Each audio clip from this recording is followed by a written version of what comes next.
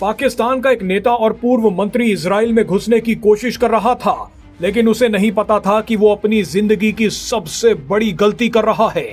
ये पाकिस्तानी नेता जैसे ही इजराइल के पास पहुंचा तो इजरायली सेना के कमांडोज ने इसे दबोच लिया।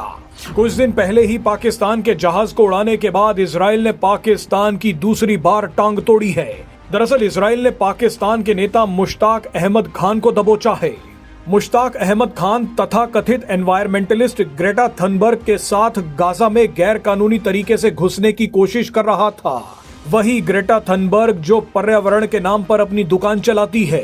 पाकिस्तानी नेता मुश्ताक अहमद खान और ग्रेटा थनबर्ग अपने साथ 150 से ज्यादा लोगों को समंदर के रास्ते गाजा में घुसाने की कोशिश कर रहे थे, लेकिन इजराइल ने इन सभी की गर्दन पकड़ ली। पकड़े गए इन सभी लोगों का कहना है कि वो गाजा के लोगों के लिए खाना ला रहे थे। आप देखिए कि दुनिया में किस हद की मक्कारी चल रही है। एक तरफ तो राहत सामग्री के साथ इजरायली ट्रक खड़े खड़े इस बात का इंतजार कर रहे हैं कि संयुक्त राष्ट्र ये सामान गाजा के लोगों में कब बांटेगा। कई ट्रकों का तो सामान सड़ना भी शुरू हो गया है, लेकिन दूसरी तरफ गाजा के लोगों को खाना खिलाने के लिए इस हद की मक्कारी चल रही है। पॉपुलैरिटी के लिए पाकिस्तानी नेता और फर्जी एनवायरमेंटलिस्ट अपने साथ 17 जहाजों में खाने का सामान लेकर गाजा में घुसने की कोशिश कर रहे थे, लेकिन इजराइल ने इन सभी को दबोच लिया, इनकी टांगे तोड़नी शुरू कर दी।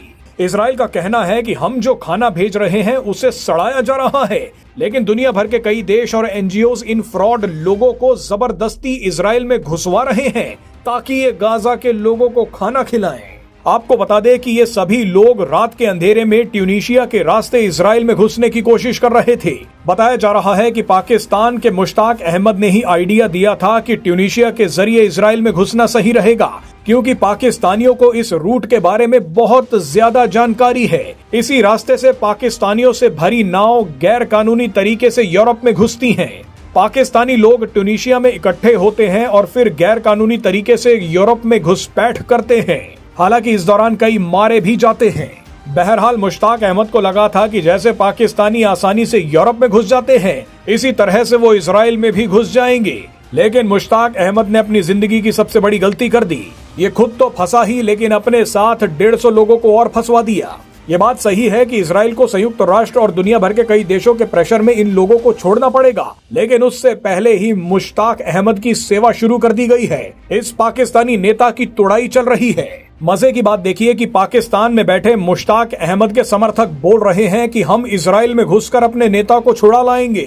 अब ऐसे पाकिस्तानियों के बारे में आप क्या सोचते हैं, वो कमेंट बॉक्स में जरूर बताइए।